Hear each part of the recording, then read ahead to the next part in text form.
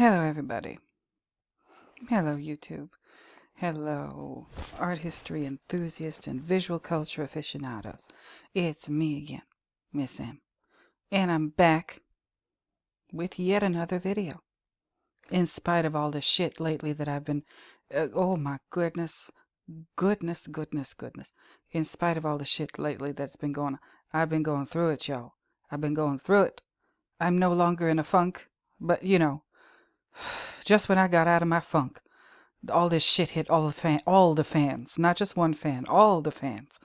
And I have an ear infection. Thank you very much. And I had ear issues, ear pain. Went to the doctor. I was lucky enough to get an appointment this morning. When I finally decided to go to the doctor, I was lucky enough to get an appointment right away the next day. Well, today was the next day. Got there for my appointment early, because that's just the kind of person I am. And my appointment was at 9. Guess when the doctor walked in? 10 a.m. And then, they examined me. I had to wait an hour just to get my ear looked at. And turns out I have some kind of infection or swelling and whatever, either from an injury or maybe I have she said maybe I have a deep ear infection, and she gave me some antibiotics in pill form and also some ear drops, some kind of steroid ear drops to reduce the swelling, and I think they have antibiotic qualities as well. I've been going through it, y'all. Through it. And then when that was over, when they finally looked at me, and I got my little prescription and everything, went to the pharmacy, and the pharmacy said, "Oh, I'm sorry, we can only give you one prescription. We're out of stock on the second one. You're gonna have to go to another pharmacy to get your ear drops." And I said, "Are you serious?" And then I went to the other pharmacy, and then they gave me an attitude, and they said, "Oh, did they call it in?" And I said, "I don't know what they did. I don't know. They told me to come over here, and here I am. Now you tell me what's going on. Where my drops at?" Oh my God. Oh Lord. And on top of that, my refrigerator, it went kerplooey. Totally crapped out on me. And I looked in there, and it was warm inside the refrigerator. And I said, "What the fuck is this shit?" And I had to go buy a new refrigerator. And today is Tuesday. Okay, new refrigerator is gonna get here on Saturday. Okay. And oh yes, oh yeah, and there's more too. Garage doors acting funny too. Oh no, no.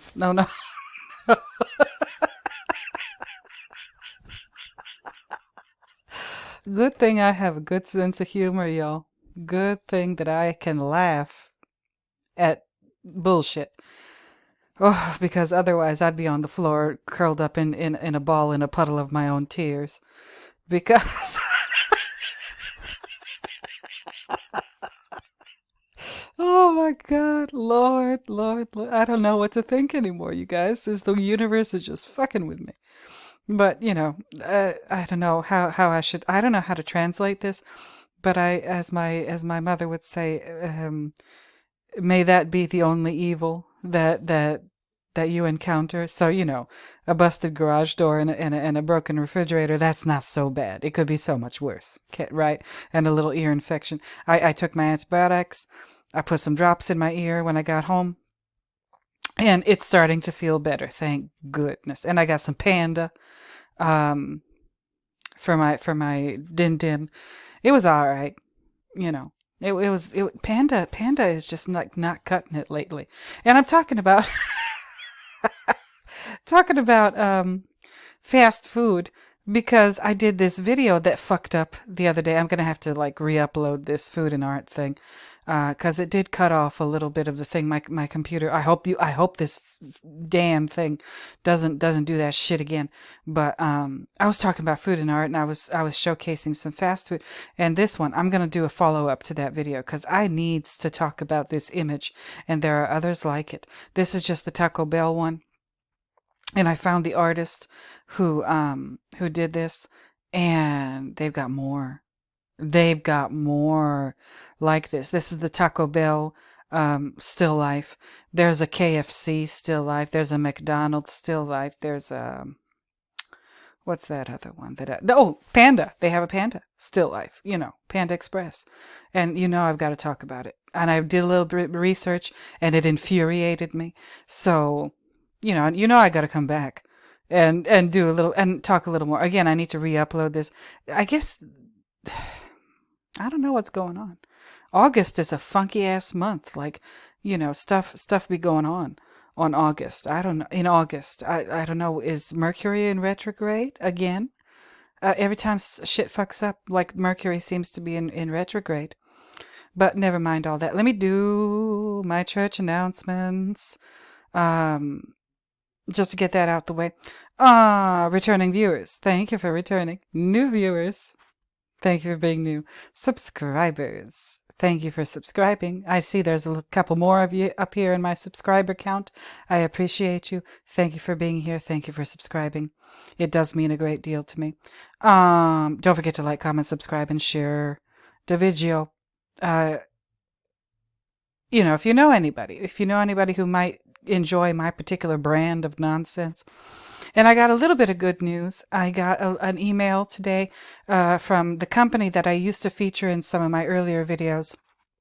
Art supply company, Blick. Okay, back in the day, I know this company from a long time ago, and I do buy from them not quite often, but a couple times a year I buy art supplies from them. And they're a good company, Blick, also formerly known as Dick Blick from, 80s and 90s and whatever. They said if I do an Instagram post featuring their latest canvas sale, that I'll get a $25 e-coupon. How can I pass that up? I don't know.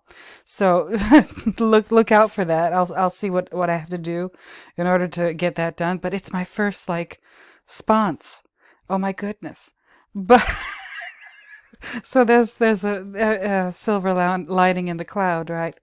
Which I'm going to read to you about that soon. I'm coming back to talk about Lolita again. That's the purpose of this video today. Because me and Tankard of Tales, Richard, we have been trying to figure this shit out. We have been trying as hard as we possibly can and to figure this crazy shit out. Because this is not an easy thing to figure out. Okay, this is not an easy story to figure out. It's not an easy movie to figure out. What the story by Nabokov, the movie by Kubrick, and as far as a Kubrick creation, the movie, I mean, I don't know which one is more difficult to figure out. To be honest with you, is it the book, which I've read snippets of, and I went through all of the chapters on Schmoop. And I've read little bits of it here and there, like the actual novel that I've got all queued up over here on Internet Archive. And Tankard of Tales, Richard, he said he was like, look at this copy, how dare they make a digital copy of this book? This looks like it's been through hell. And he's right. There's you can see the fingers from the person who was photocopying It's a mess. This book looks like they photocopied it, digital copied it, and then probably threw it in the trash. I don't know. Because it's a mess. Look at this shit. He's right. It's horrible. But I'm going to talk about chapter 1. Okay? Today I'm just going to talk about chapter 1 as it relates to both just the book itself and the mystery of the book. And both Tankard and me, Richard, we believe that there is a serious mystery. This is not just this is not the kind of book that you read just for fun. No, this is not a fun book. I tried reading it and I tried going through the Schmoop. It's hard because the subject matter. Let me put it this way. If you meet somebody, if you know somebody who's read this book or watched this movie, and they have anything nice to say, I mean anything nice to say about the Humbert character, maybe you don't want that person in your life. I'm just saying. That's how I feel. Because the Humbert character is completely and deeply and thoroughly detestable in more or less every conceivable way. And my thinking and my theory is that both Nabokov and our Stanley are trying to educate us about people like Humbert Humbert. They're saying, you know what? Look out for sons of bitches like this because they are superficially charming.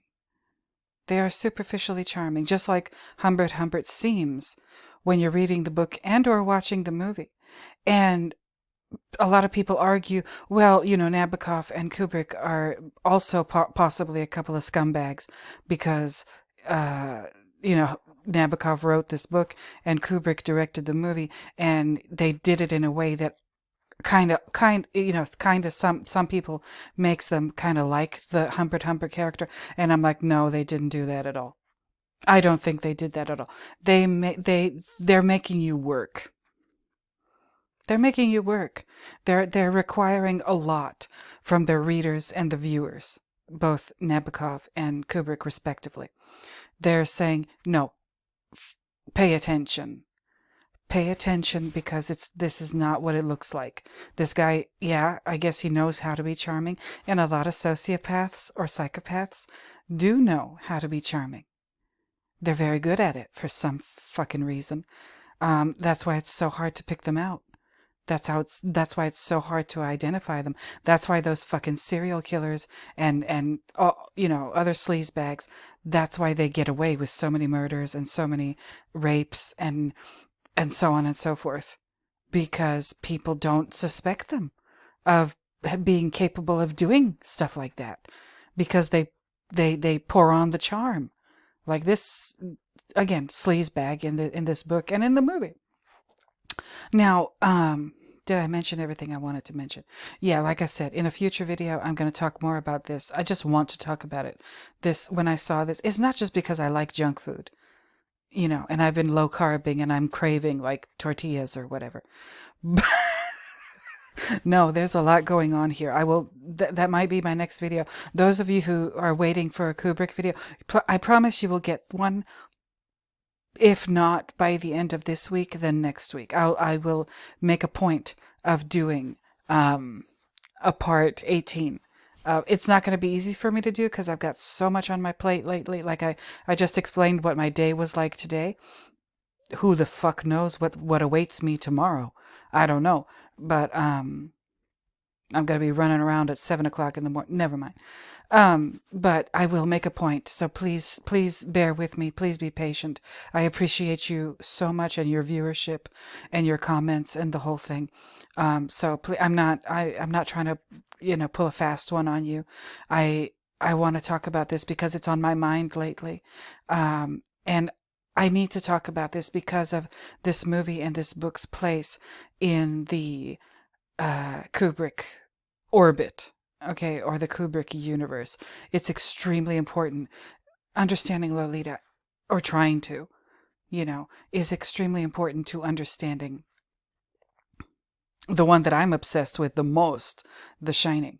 But it's also extremely important. And I think one of the commenters, and I can't recall your screen name at this moment, but one of you said that you watch Eyes Wide Shut like once or twice a year. I can see why you do that, because there's always more to see.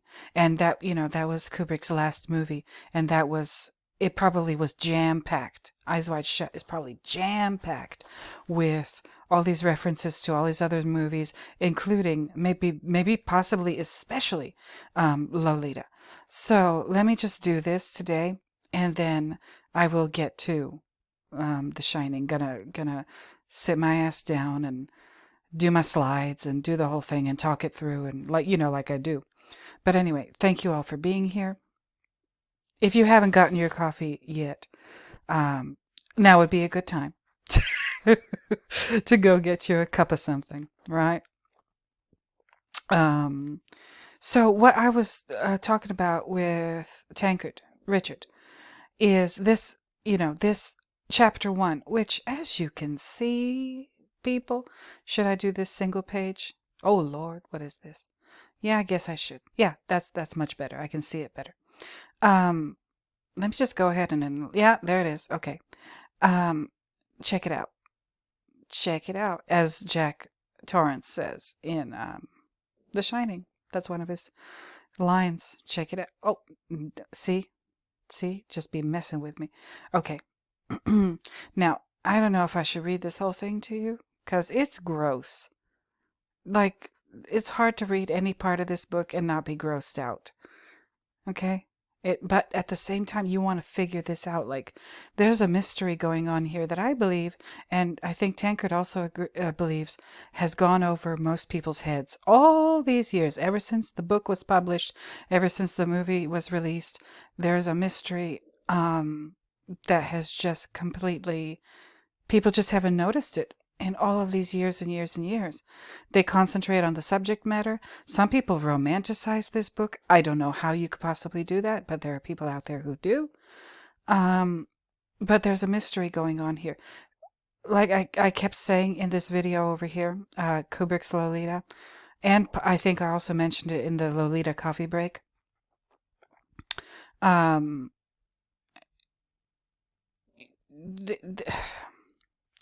Don't trust him. No matter what Humbert says in the book or in the movie, just don't trust him. You could almost like pretty safely assume that whatever he says, the opposite is probably true. Or, or just something completely different from what he says is true. And that's part of the puzzle. That's part of the puzzle, or part of solving the puzzle. Like, you take his statements, whether it's in the book or in the movie, and then you have to figure out, like, you can go ahead and safely assume that he's lying, but the puzzle and solving the puzzle involves, like, figuring out how and why he's lying and what he's using as the source material for his lie. Because all lies are composed of the truth. Basically, that's what a lie is, a perversion of the truth. And that's why lies are believable, because there's that element of truth in them that makes them believable. And especially when people aren't paying attention because they've been bamboozled by characters who have that, superficial socio-psychopathic charm, like Humbert. Now, this first chapter, after the foreword, there's a lot going on. Like, people might read this and say, well, it's just an introduction or whatever. No. This is an introduction that packs a punch. Okay? And now, Richard Tankard told me to concentrate on 2 lines in particular from chapter 1, this very short chapter 1. The last line of the 3rd paragraph, and the last line of this 4th paragraph. And the only reason it's a paragraph is because there are 2 sentences. Okay? Well, isn't that the rule that they taught us in school? In order for something to qualify as a paragraph, it has to be at least 2 sentences. And there it is, right? So the last, I don't know if I want to, Lord Jesus, help me. And another reason why I'm making this video is to illustrate to my viewers, my listeners, how hard it is to analyze this stuff. So I might as well go ahead and read this damn thing. That's one of the reasons why I want to show you. Like, I've been doing all of these videos for the past, year and a half or so.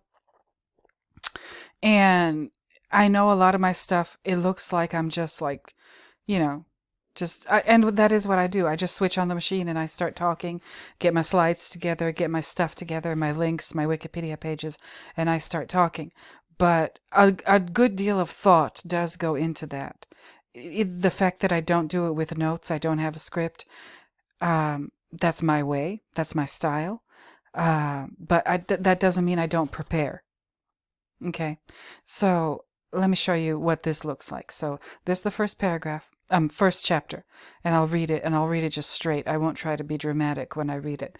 Lolita, light of my life, fire of my loins, my sin, my soul, Lolita. He syllabalizes here. The tip of the tongue taking a trip of 3 steps down the palate to tap at 3 on the teeth.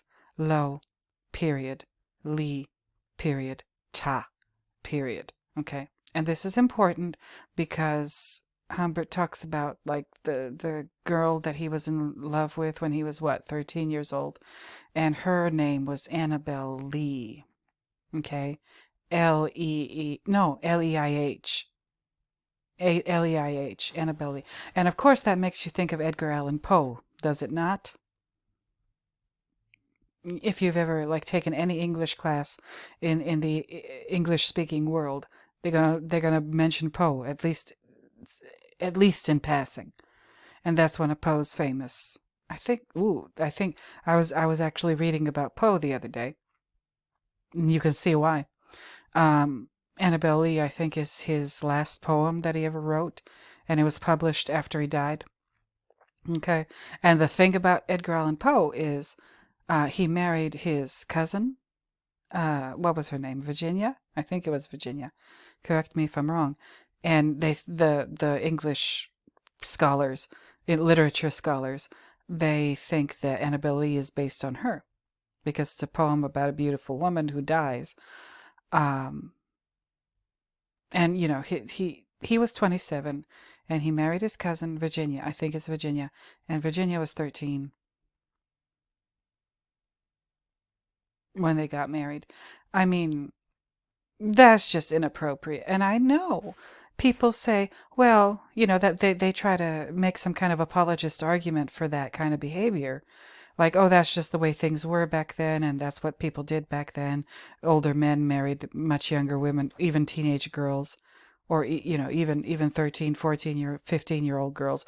Like I talked about, the Virgin Mary was 15 and Joseph was 80. And that's just how it was back then, and whatever. That doesn't make it okay.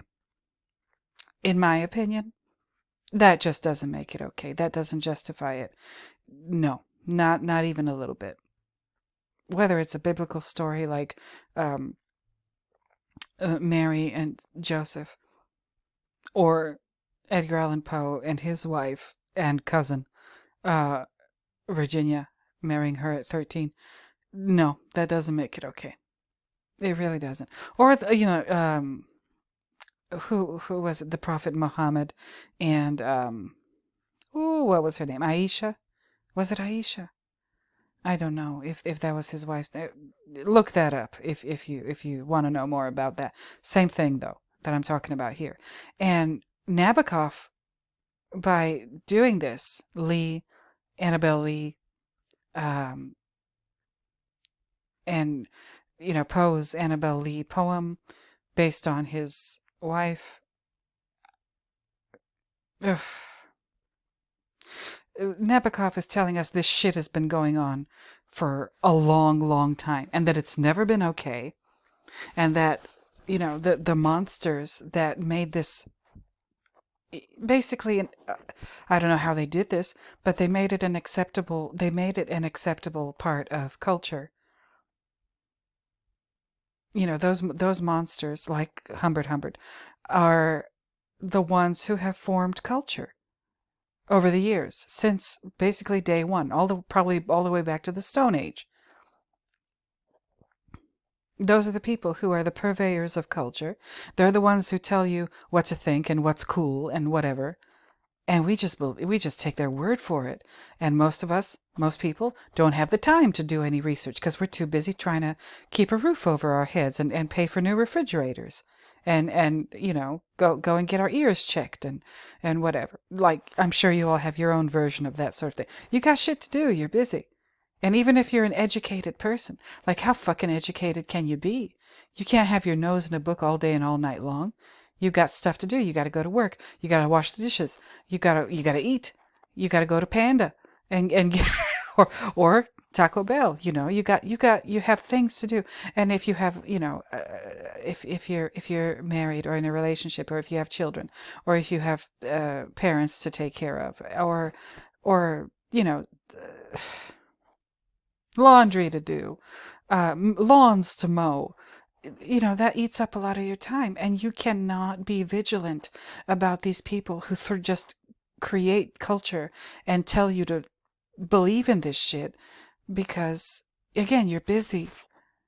But if we all had a little bit more extra time, if we were all not so terrified of being homeless, if you miss one bill or one mortgage payment or one rent payment or one car note or whatever, you might have a little bit of time to take a closer look at culture as it's been taught to us. And you might say, wait a minute, the people who thought this stuff up are creeps. Why did they teach us this shit in English class in high school? Why did they teach us Poe in high school? Poe was like, he was not okay. And that's just one example. You know, I'm sure there's plenty more of artists and rulers and politicians. I mean, come on, politicians, like, they kind of take the cake when it comes to that kind of thing. These are the people who run our world and tell us what to think. And this is what they do? They marry 13-year-old girls? Holy shit. We need to pay a little more attention now, don't we? If only we had the time to pay more attention. And if only our educations weren't so irreparably broken, like the educational system. At least in the United States, as I know it, that shit can't be salvaged. We need to start all over again. We need to start all over again, you know. But anyway, so just with this Lee thing and the Annabelle Lee character that's supposed to be Humbert Humbert's first love, he's telling us a lot with that. Okay, just this Lee, just the Lee. And, you know, it looks like this first chapter, it's not much going on. The first paragraph, again, the first 2 sentences of the first chapter, plenty going on. All right, so I'll just continue. She was low, plain low, in the morning, standing 4 feet 10 in one sock. She was Lola in slacks. She was Dolly at school. She was Dolores on the dotted line. But in my arms, she was always Lolita. Like I said, Richard did an amazing thing. He always calls her Dolores because the only person in the book who calls her Lolita is her abuser. Okay? So, this is not... Lolita Dolores is a fictional character. So, we're going to call her Dolores for all the other girls, women, men too, who have had their agency and their identity warped and taken away from them, from their abusers. So that's why we're going to call her Dolores when we refer to her. Did she have a precursor? She did. Indeed she did. In point of fact, there might have been no Lolita at all had I not loved one summer a certain initial girl child in a princedom by the sea. This is very important. In a princedom by the sea. Oh, when? About as many years before Lolita was born as my age was that summer. People have figured out that he was, 13, but like that is a very complicated way of saying when I was 13. Okay? Like, what the hell's going on here? And then this last line of the third paragraph tells you why he writes this way, why he writes so confusingly. Because he's trying to confuse you. He's trying to bamboozle you. The last line reads, "You can always count on a murderer for a fancy prose style." Okay. He just calls himself a murderer. And we assume that that's because he just murdered the Claire Quilty character. That's what makes him a murderer. I don't know. I'm not going to say it out loud, but, what the hell? Is there something going on that we don't know about? That the murderer doesn't tell us about? I don't know. Anyway, last paragraph. Ladies and gentlemen of the jury. Okay. Ladies and gentlemen of the jury, exhibit number 1 is what the seraphs. Ooh, I really don't like this character. Nabokov did a great job of making a thoroughly detestable character. Exhibit number 1 is what the seraphs, the misinformed, simple, noble, winged seraphs, envied. Really? How dare he? And y'all, I can't do too much in this video. Already been talking for half an hour. You're gonna have to look up the word seraph. Okay. He's comparing himself, his aspirations, his detestable, disgusting aspirations, to that of the seraphs. Please go look up the word seraph. You'll be shocked. And I think one of the literature analysis things that I read said, yeah, you're going to need a dictionary right next to you when you're reading this book, because he's going to use a lot of words that you've probably never seen or heard of in your life. Okay, back in the day it was a dictionary. Now it's like dictionary.com or your dictionary app on your phone, whatever. Okay, so seraphs, eh? Oh, you son of a bitch. And then the last line that I'm going to talk about today in this video, that I will be concentrating on for the remainder of this video. Look at this tangle of thorns. Y'all, people. Ooh. No. This is not okay. This is not okay. So, yeah, like I said, I've been talking for half an hour. I talked about my garage door, my refrigerator, my ears, some Taco Bell, fine art, and then I read you the first chapter of this book that it was adapted into this movie by the film director that we're all crazy for, because that's why we're here, our Stanley. Let me go take a sip of coffee, and I'll be right back. You might be surprised at what I've dug up, so stay tuned. All right, I'm back, you guys. I had a little coffee in the kitchen, and I walked past my dead refrigerator, gave it a dirty look. Oh, y'all. Anyway, so yeah, I'm going to talk about this, especially this last line of the first chapter up in here. Now, this last line, look at this tangle of thorns. That's an interesting sentence to end the first chapter, which is composed of 4 very short paragraphs. And you know me now.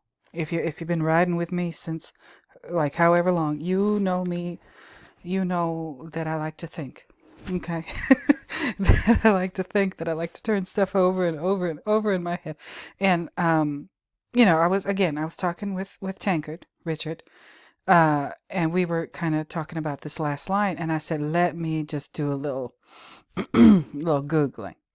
And thorns. Why thorns? Look at this tangle of thorns. Okay, so tangle means that something is, tangled, all mushed together and wound around itself and other things. So I envisioned just like a bramble of vines or roses with thorns. Like that's the plant that you think of. Kind of immediately, automatically, when you think of thorns, you think of roses. And I said, and now Humbert thinks of himself as better than everybody. He's a terrific narcissist. And he's extremely educated, or at least it seems that way. He presents himself that way. And I said, where would a extremely educated, extremely, allegedly he's an English professor. Or, no, French literature professor. Okay, literature, French literature, don't matter. Like, what, thorns and roses, they're the accompanying roses with thorns, have been mentioned many times throughout literature, probably all over the world. But we're dealing with the world of, French and English literature. And of course, your girl, Miss M, the first thing that I thought of was Shakespeare. Okay? And I said, let me do a Google. Let me do a Google and find when and how many times or where Shakespeare mentions thorns. So I did, and this is what I came up with. Sonnet number 35. Okay, and sonnets, if you didn't learn this in English class or what you call college or whatever, they're numbered. Of course they are. I think there's 154 of them, if I'm not mistaken. And I remember studying these in college. I sure do. And I remember not agreeing with my professor because, of course, why would you? But uh, they're known by their number. So this is sonnet number 35, but also by the first line of the thing. And the sonnets are not. I don't think that the sonnets are meant to be taken like just consumed in their individual form, like sonnet 35, for example. It just stands alone. No, all 154 of them are part of basically a gigantic work by Shakespeare, allegedly Shakespeare. Who the hell knows who Shakespeare really was? I don't. I'm one of those who believes that there was no such person as William Shakespeare. That's just me. That's just me. But, I could be wrong. But they're also known by the first line of the sonnet, and this one is known as "No more be grieved at that which thou hast done." Okay. Now, the sonnets were written in Elizabethan English. Okay. And then when I say Elizabethan, I mean the original Queen Elizabeth, the one they've been making movies about with the pasty white skin, her, and the red hair. Hello. And I think if I'm not mistaken, I think Dolores, if I'm not mistaken, is characterized as having like a kind of auburn hair. I'm gonna have to look that up again, but so did Queen Elizabeth. Which further points us to Shakespeare. But this sonnet is interesting. Let me read it to you, because that's what I do. And I hope I don't completely fuck this up, but here it is, right? No more be grieved at that which thou hast done. Roses have thorns, and silver fountains mud. Clouds and eclipses stain both moon and sun, and loathsome canker lives in sweetest bud. All men make faults, and even I in this, authorizing thy trespass with compare, myself corrupting, salving thy amiss, excusing thy sins more than thy sins are. For to thy sensual fault I bring in sense, thy adverse party is thy advocate, and 'gainst myself a lawful plea commence. Such civil war is in my love and hate, that I an accessory needs must be to that sweet thief which sourly robs from me. Okay. All right. Now I'm not even gonna try and explain the rhythm of Shakespearean writing and like these last two lines, the couplets as they're known of sonnet. No, I don't have the qualification to talk about that shit. You can look that up on your own. But I found this and I said, okay, he mentions thorns pretty prominently. Thorns, this second line. No more be grieved at that which thou hast done. Now, no more be grieved at that which thou hast done.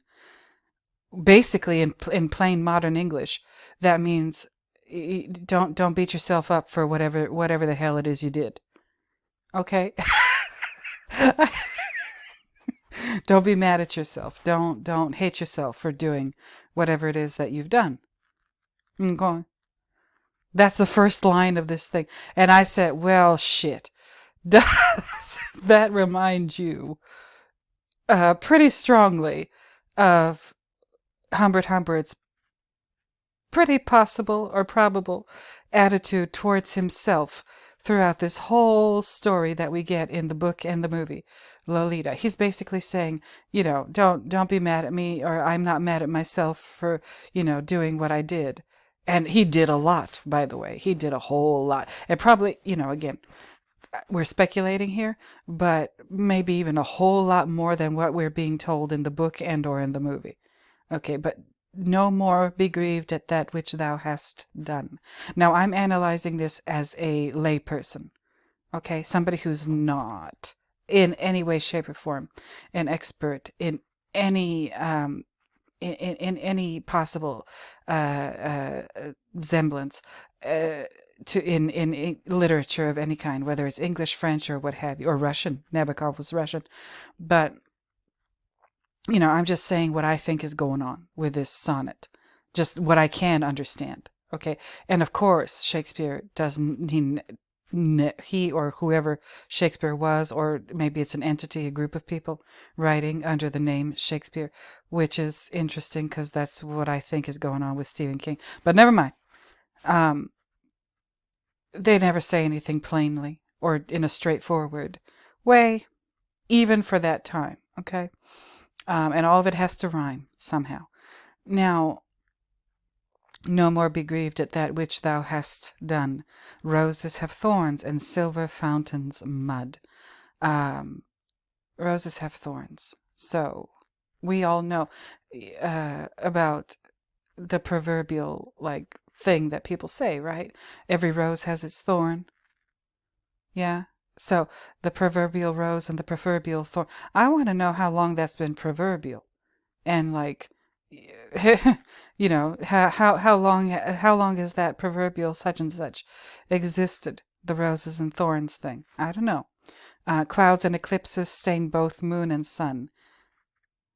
Clouds and eclipses stain both moon and sun. So he's just talking about natural phenomena in the natural world, in the world of, plants, water, the sky, celestial things like clouds, eclipses, the moon, the sun. He's saying that these things can't be avoided. Whoever's writing this Shakespeare sonnet, these are beautiful things. Roses are beautiful. Silver fountains are beautiful. The moon is beautiful. The sun is beautiful. But there's never such thing as just pure beauty, or nothing can be all good all the time. There's always some bullshit that you got to deal with, right? The clouds and eclipses, the thorns, the mud, and loathsome canker lives in sweetest bud. If you don't know what canker is, I mean, I know you've heard of canker sores, but canker in this context is like a worm or a bug, or I think it's a worm, and a worm that is it's a pest. It's that invades plants. In this case, in this context, sweetest bud, like flowers, right? All men make faults, and even I in this. So does that not remind you of Humbert Humbert? He's saying that nobody's perfect. All people make mistakes, and I'm making a mistake too. Even I in this. Maybe he's making, when he says even I in this, maybe he's referring to the very sonnet that he's writing, and whatever he might be revealing about himself.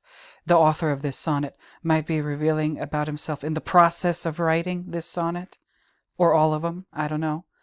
Authorizing thy trespass with compare. Authorizing thy trespass with compare. I don't know about this compare word, but authorizing thy trespass means I'm letting you in.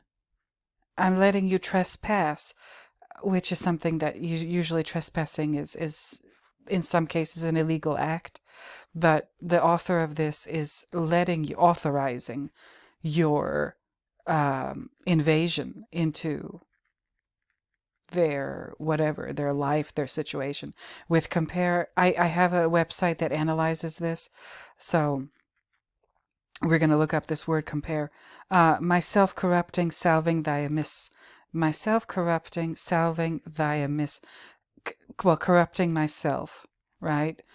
Salving thy amiss, like saving or salvaging your mistake. Corrupting myself and salvaging or saving or preserving or your mistake. So in the process of letting you trespass upon me, I am corrupting myself. I'm making myself look bad, but I am righting your wrong in that process of letting you bother me or trespass me. And I'm doing that, salving thy amiss. I'm doing that because I'm just a nice person, and I'm trying to help you out. salving thy amiss. Okay? Excusing thy sins more than thy sins are. This is kind of difficult. Excusing thy sins, so forgiving you, more than thy sins are, more than thy sins are. Oh Lord Jesus, more than thy sins are. It's excusing thy sins more than thy sins are. Forgiving you more than thy sins are. I'm over forgiving you. I mean, your sins are sins, but they're really maybe not that horrible. But I'm forgiving you as though I'm forgiving you for doing something really, really horrible and much bigger than you've done. I don't know. That's a funky ass line. And then there's a colon at the end of it. Again, I don't know these notations. I don't know how to interpret them. Not an expert. Excusing thy sins more than thy sins are, for to thy sensual fault I bring in sense. For to thy sensual fault I bring in sense. Wait a minute, hold on now. For to thy sensual, obviously, or maybe not so obviously, I don't know, has to do with the senses, and it might very well have to do with something lustful. Okay, for to thy sensual fault I bring incense. For to thy sensual fault I bring incense. Huh. Oof. That's a difficult one. Thy adverse party is thy advocate. So your enemy is protecting you? Lord? Oh, and against myself a lawful plea commence. So this person is being charged with something. Okay. At least it seems that way to me. And against myself a lawful plea commence. So I've read things about this sonnet that says that the author of this sonnet is using legal terminology, at least for the time, at least for Elizabethan England, legal terminology. And advocate, it basically means attorney, lawyer. But thy adverse party is thy advocate. Oh, so okay.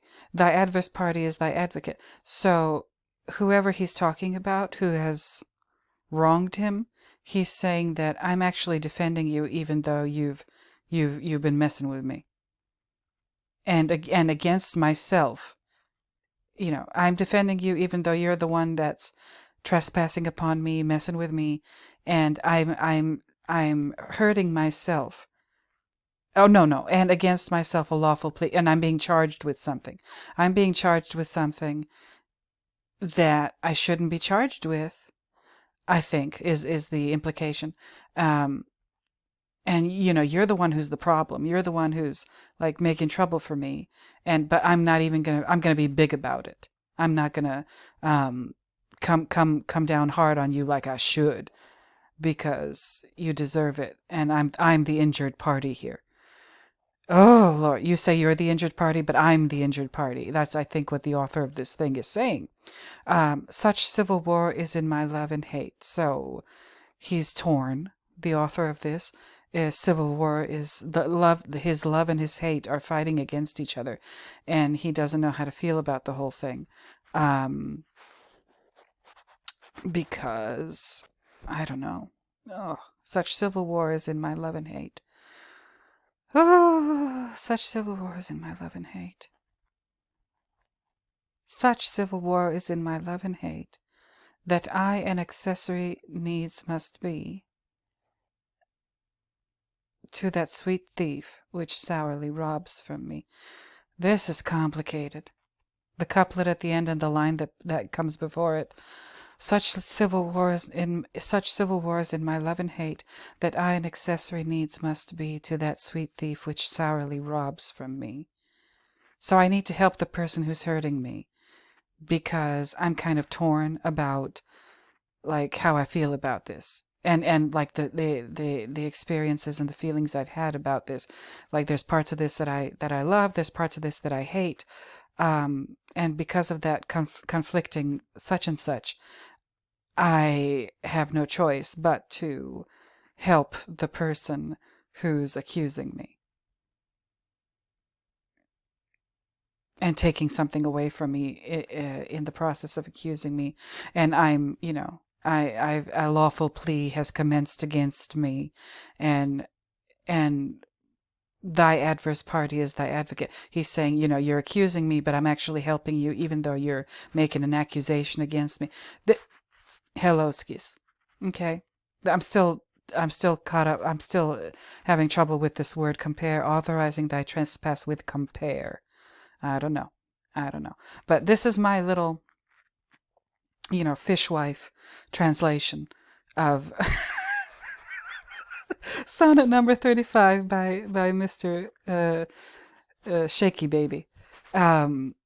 Now, that's how that's how somebody referred to him in a commercial from way back when that I heard back in the day on KNAC. If you know, you know. But doesn't this sound like fucking Humbert Humbert? This whole thing, if I'm right about my interpretation of this sonnet, doesn't this sound a whole lot like Humbert Humbert, the sleazebag who's trying to make you the victim of his crimes and his everything? He's trying to make you, the victim, look like you're the bad guy. That's what fucking sociopaths do. That's what psychopaths do. That's what narcissists do. They gaslight people. They make you like unsure of yourself, even though you're the one who they've been mistreating, abusing, stealing from, whatever. Yeah, that sounds like Humbert Humbert. And let me go to the next one. This is poem analysis. I'm going to put these in the description, by the way. Let me see how... Okay, it's not very long. Good. And it just reprints the sonnet. And up here gives you a little tiny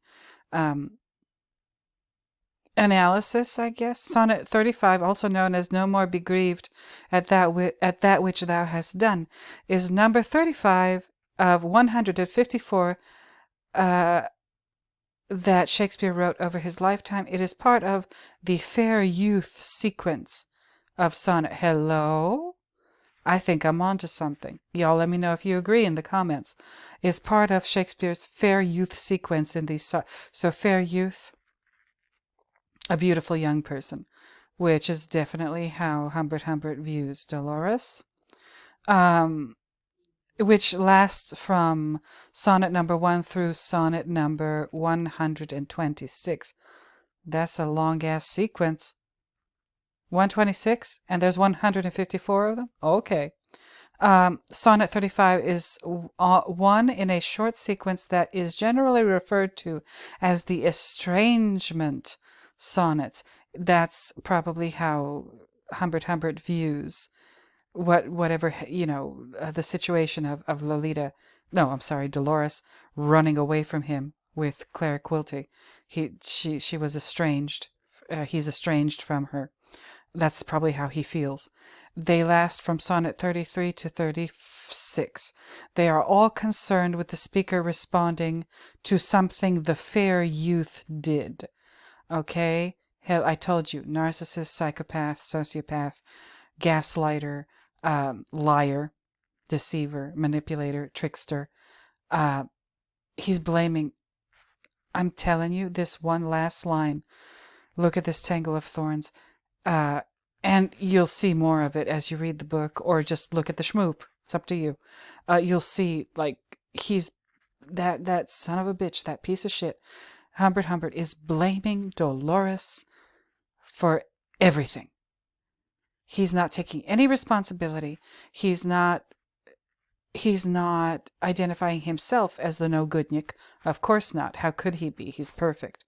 In his own twisted mind. He's the perfect one. Something the fair youth did. Yeah, the Humbert Humbert character would definitely be aware of this. Shakespeare, all of the sonnets, all of his plays, all the stuff. And I'm pretty sure Nabokov was too. So, Nabokov was an educated dude. They are all concerned with the speaker, the author, the whoever of the sonnets, responding to something the fair youth did. Oh, really? Okay. All right. Here's Wikipedia. Encore. And Wikipedia, in this picture over here on the right, reproduces the sonnet written in its original, like old Elizabethan English form. And as you will see very quickly, back in the day, the letter F was basically used the same way we use the letter S now. But it was at the time pronounced as an F. So language has changed. The English language has changed so much over the centuries. But anyway, I'll read this to you. Oh yes, I don't know if I'll read all of this. Oh, there's some homosexual stuff going on here, allegedly, but that doesn't matter. It's about the speaker of the sonnet's relationship to the fair youth, and that relationship to me seems like an inappropriate one. Possibly, the huge age difference. Hello. So I don't think I'll read all of this further analysis stuff. I'll just try to keep it short. William Shakespeare's Sonnet 35 is part of the fair youth sequence, commonly agreed to be addressed to a young man. More narrowly, it is part of a sequence running from 33 to 42. Wait a minute, they just said 33 to 30. Never mind. Well, I guess there are differing opinions regarding this. 33 to 42, in which the speaker considers a sin committed against him by the young man, which the speaker struggles to forgive. No. Sonnet 35 is an English or Shakespearean sonnet. The English sonnet has 14 lines divided into 3 quatrains and a final rhyming couplet. It follows the form's rhyme scheme A, B, A, B, C, D, C, D, E, F, E, F, G, G, and is written in a type of meter called iambic pentameter, based on 5 pairs of metrically weak or strong syllabic positions. Line 4 exemplifies a rank. Okay, we don't need to know about this for what we're doing here. Source and analysis. C. Knox Pooler notes that line 4 echoes a smile. A smile. No. C. Knox Pooler notes that line 4 echoes a simile. And baby, I got some new glasses. I should be able to see this better, but maybe I don't need new glasses. Maybe I just need treatment for dyslexia. I don't know what's going on. And these things are big. I look like Kyle's cousin Kyle from South Park with these glasses, but I love them. They're transitions lenses. They're wonderful. Never mind. C. Knox Pooler notes that line 4 echoes a simile in The Two Gentlemen of Verona that was derived from Plutarch. Stephen Booth notes several adaptations of proverbs applied against one another in a manner that tends to reinforce the contradictory emotions of the speaker. Flea, F-L-E-A-Y, Flea, perceived an allusion to Elizabeth? Oh, Queen of England, there you go, in the moon of line 3. Interesting. And to Southampton in the bud of line 4. Okay. The poem is among the better known and more frequently anthologized of the sonnets. It is commonly regarded as exemplary of Shakespeare's skill at evoking ambivalence and at creating complex personae. L.C. Knights regarded the first quatrain as typically Elizabethan, but praises the phonic and syntactic complexity of the second quatrain. As Booth writes, the facts the poem reports should make the speaker seem admirable in a reader's eyes. That what I tell you. The speaker's manner, however, gives conviction to the idea that he is worthy of the contempt he says he deserves. Oh, Lord, how do I find this stuff, yo? Am I just a really good Googler? I don't know. I got something going for me. Lines 7 and 8 are sometimes seen as a crux and are universally recognized as ambiguous. Knights notes the potential doubleness of line 7, either I corrupt myself by excusing you, or I myself corrupt you more by forgiving you. Ooh, shit. Again, I'm so happy I found this. George Stevens glosses 8, making the excuse more than proportion to the offense, while Bullen has it making this excuse their sins are more than mine. Ooh. Both Bullen and Stevens amended the quartos there to thy, as is now standard practice. Okay, so basically, these experts are kind of saying more or less what I was saying, which I'm also jazzed about, with regard to like interpreting this thing. So the speaker of these sonnets, the author of these sonnets, is saying, maybe they did something wrong, but not as bad as the person that they're talking about, the person that's accusing them or whatever. And by forgiving them, they're being the bigger person. It says, I corrupt myself by excusing you, or I myself corrupt you more by forgiving you. So there are people out there like that who think that they can do that kind of shit and do those kind of mind games. I corrupt. I'm punishing you and hurting you even more by forgiving you. Okay, there are people who think that forgiveness is a punitive act. There are. I don't know what kind of twisted mind games you got to play with yourself to get to that point, but whatever. Okay, and then this Stevens person says making the excuse more than proportion to the offense. Again, and Bullen saying making this excuse, making their sins are more than mine. Okay, again, go ahead. I'm going to leave this in the description. Read through it. I'm not going to read through the further analysis. I'm not going to read about the homosexual stuff. No, because I don't think that is relevant to what we're talking about here with regard to the Humbert Humbert character and the last line of chapter 1 of this book by Vladimir Nabokov. Okay, so I read you the Wikipedia thing. Okay.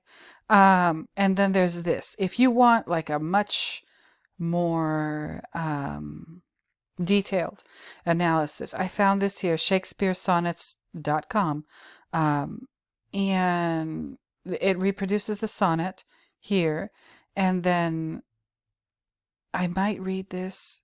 Since I've got you on the line, I might as well take this all the way to the end. And it reproduces it in Elizabethan English, which I told you, try reading this.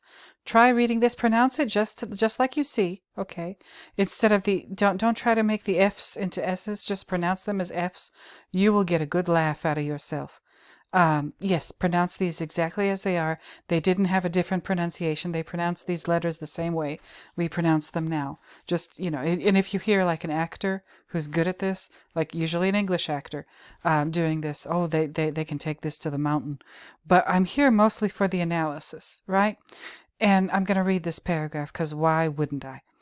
This continues the theme of the previous two sonnets. The sin which the youth has committed against the poet, which previously appeared to be a denial of love. Oh. Was I right or was I right? Which previously appeared to be a denial of love or a denial of commitment, here is described also as a sensual fault, which implies some sin of the flesh. Lust for another person, perhaps, or merely a temporary lapse from grace.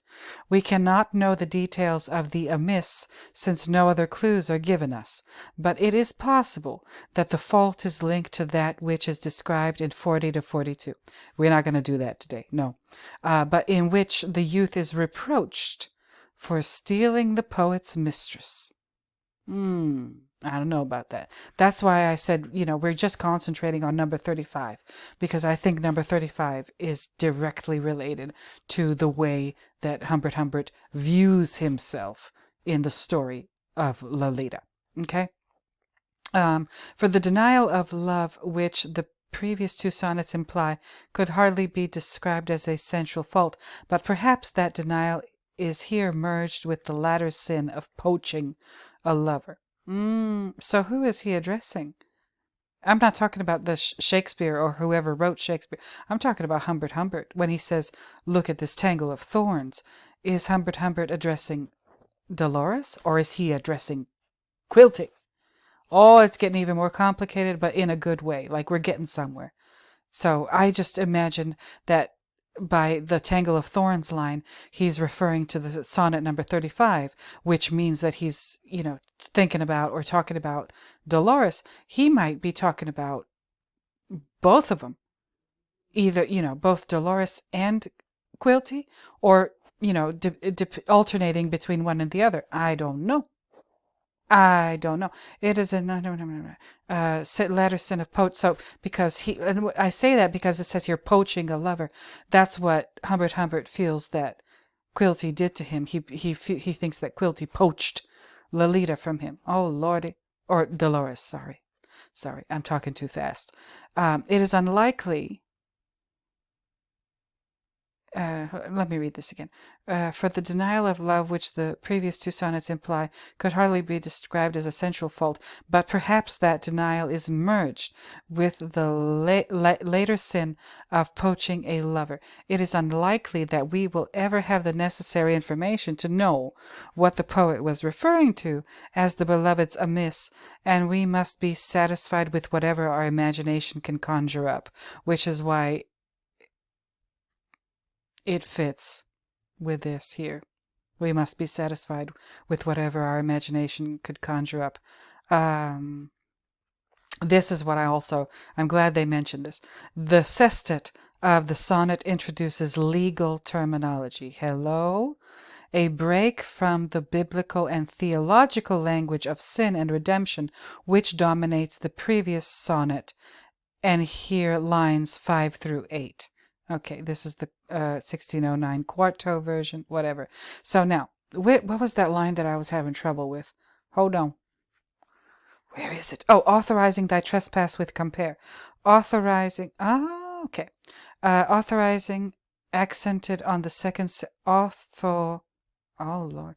Okay, so tho is accented, authorizing accented on the second syllable, or syllable. Trespass equals sin. Okay. As in the Lord's Prayer, forgive us our trespasses. I see. Okay. Authorizing thy trespass with compare. With compare. By making comparisons. Really? Really? Okay. By making comparisons, as in lines 1 through 4, the comparisons being false. Okay. That sounds a little better. In that sin is an offense against God and cannot be justified by reasoned argument. That fits. It sure does, because Humbert thinks that when people sin against him, they're essentially sinning against he thinks of himself as a divinity. Jesus Christ. Oh my God. The point here made is that the poet himself is guilty of sin in authorizing his friend's trespass. Again. Lord. Okay. So,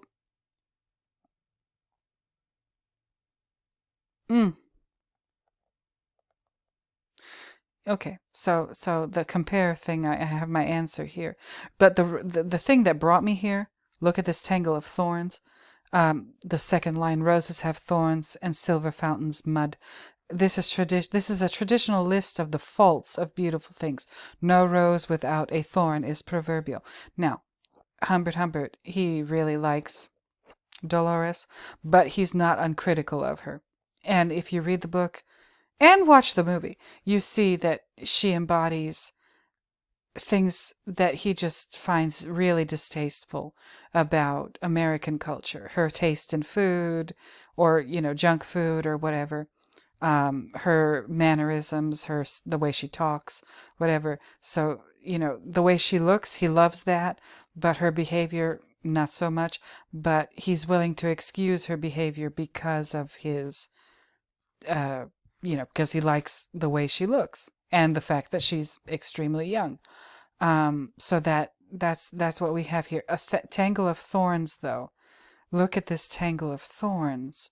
And again, I can't explain why I feel this way, but to me, it seems this sonnet number 35, like freaking Humbert might as well have wrote this thing in reference to his situation with Dolores and Claire Quilty. I really feel that way. I really, really, really feel that way. Please let me know, you all, if you feel that way. Let me know in the comments. I think I've stumbled upon something, or like I was digging with my shovel, trying to figure shit out, trying to find more information, and my shovel hit this. Okay, you know when your shovel hits something hard, and you know you got to deal with it. And this is what I think I've done here. Um, let me know. Let me know if I hit something with my shovel or my pickaxe or whatever. Um, tell me. Tell me. I really do value your opinions and your input. Everybody. Everybody, I want to hear from everybody. So that's that about sonnet number 35 in the context of look at this tangle of thorns. Let me know what you think. Let me know what you and I'll talk a little bit. I'll chat a little bit with you right now.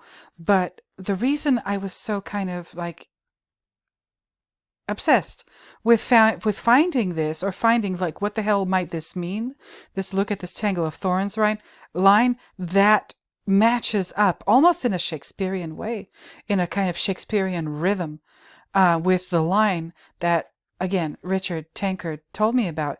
You can always count on a murderer for fancy prose style. Can you think of anything more fancy than Shakespeare as far I can't, but then again I'm ignorant. I don't have a very good education, public school, Um, tell me what you think. Look at this tangle of thorns.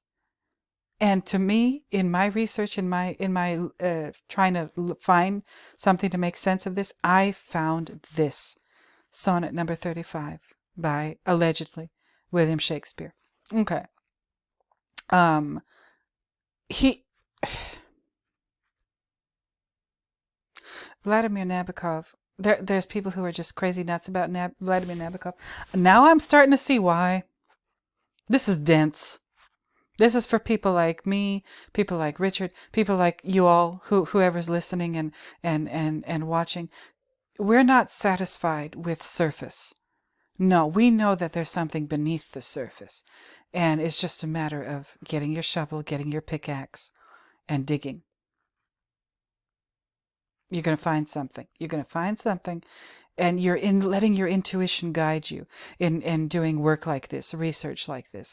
Like, like there's something within you, in the back of your head, in your heart, in your stomach, that lets you know whether or not you're on the right track.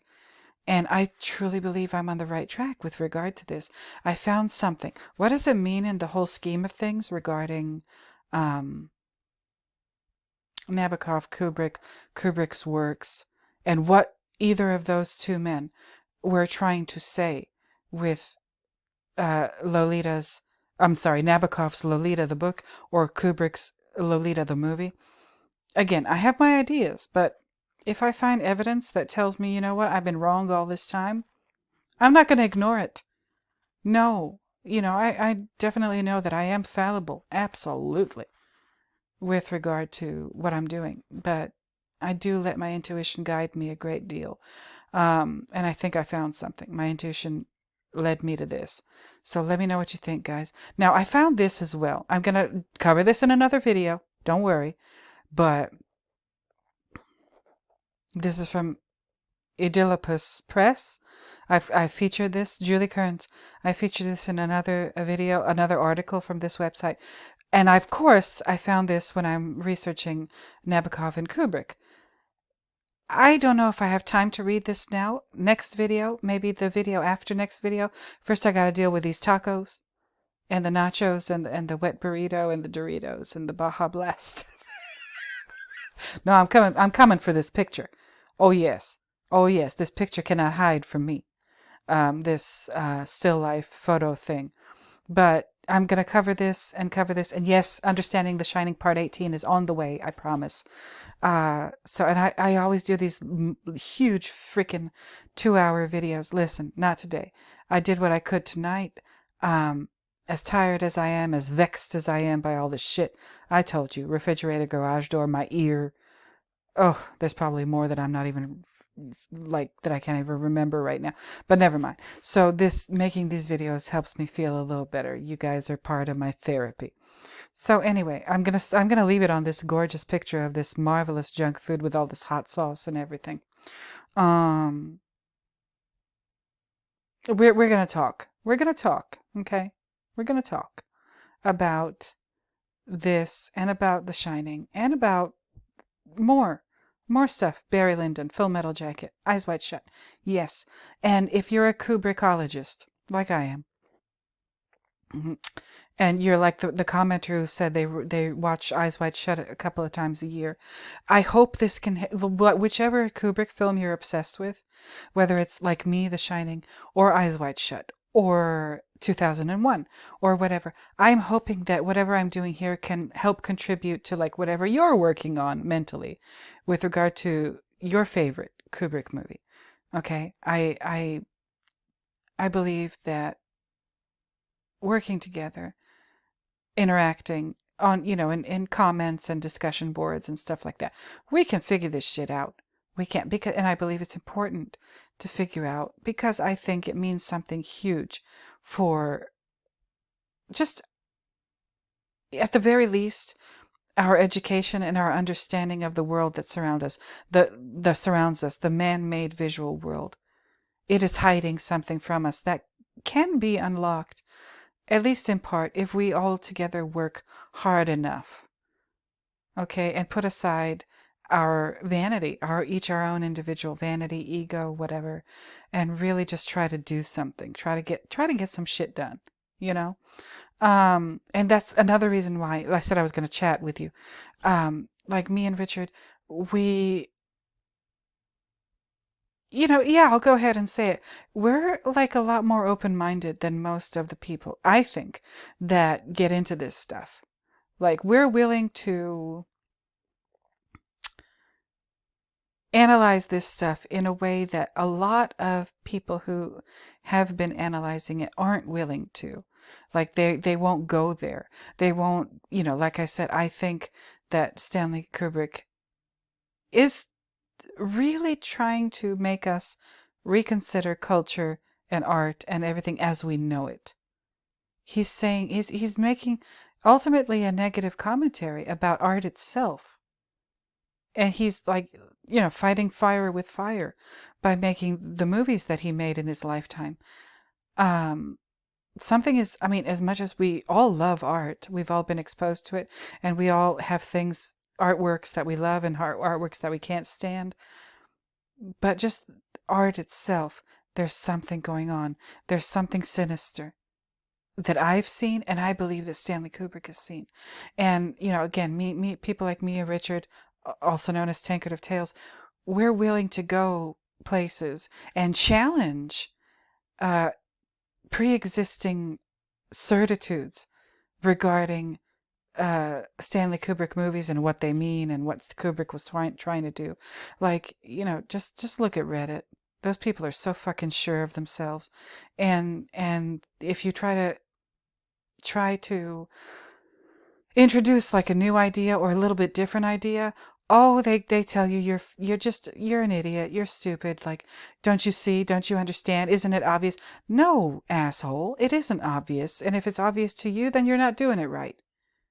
If you think that your ideas, which are probably not your ideas anyway, you probably copied them from somebody else, or you're maybe somebody's flying monkey.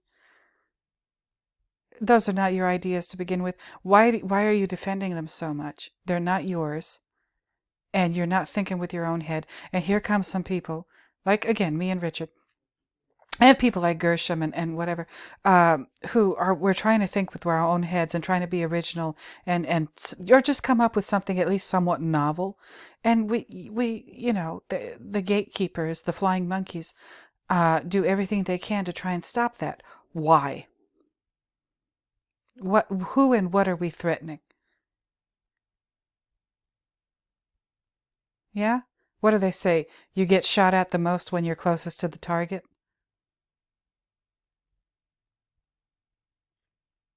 That should console you at least a little bit, right, Richard? It, you get flack when you're getting close to the target. That's what I believe. So we shouldn't think of it as a bad thing that the flying monkeys don't agree with us. They don't agree with anybody. They have a script that they're following, and they think very mechanically. But so there's my commentary about that. Again, I'll be back with this. I really need to go through this. This is fascinating, y'all. And with this, and understanding the Shining Part 18. Okay, and I need to re-upload this fucking thing. Oh Lord. Anyway, you guys, thank you for helping me feel better, and I hope I made you feel better, or at least gave you a little something to think about. Thank you for being here, returning viewers. Thank you for returning new viewers. Thank you for being new subscribers. Thank you for subscribing. Please don't forget to like, comment, subscribe, and share. And if I do the Blick thing, I will let you know.